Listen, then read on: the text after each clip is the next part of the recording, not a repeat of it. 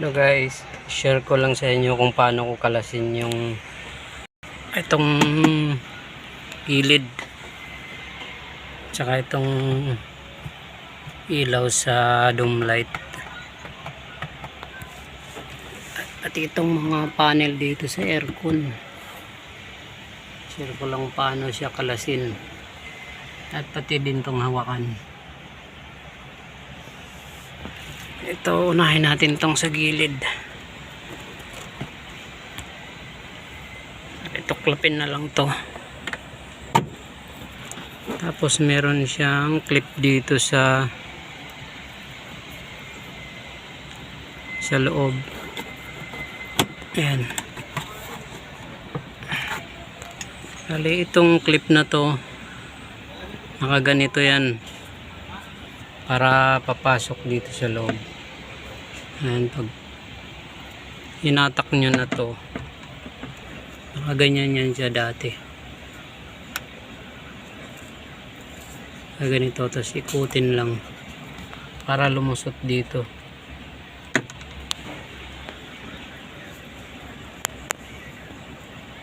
Ito kasi naikot-ikot to para lulusot lang tong may tinggil-tinggil dito sa butas. Ito naman sa taas, hatakin mo lang to.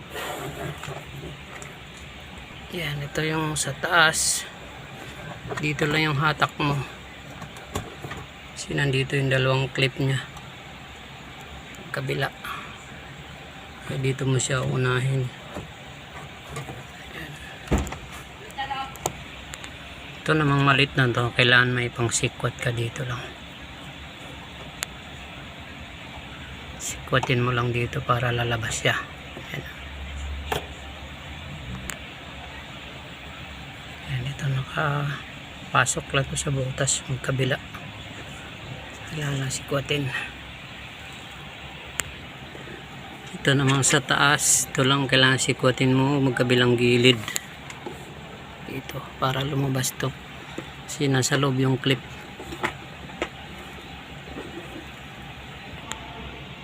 Yan, ito tanggal na. Yan, may lock sa kabilang gilid tong maliliit.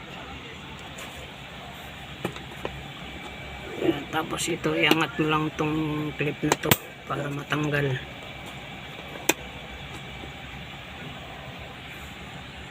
Yan, parehas na tanggal yung dalawa.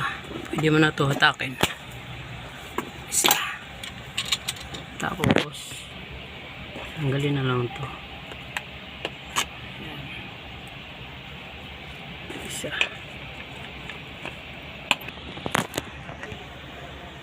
Tapos pag ibinalik mo yung bakal, isuli mo na dito. Nakalagay na yung bakal dyan. Tapos yung takip, yan, para pag kabit nyo na diretso pukpukin na lang para diretso na pasok.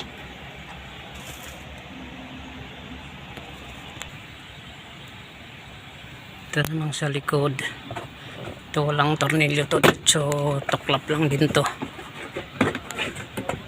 Yan, ito sa kabila.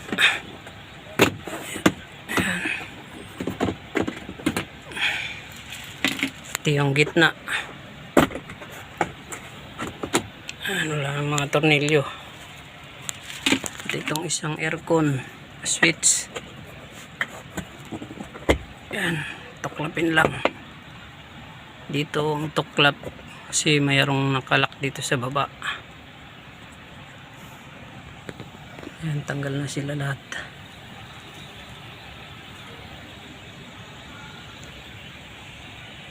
Ano pala to? Toyota Vios.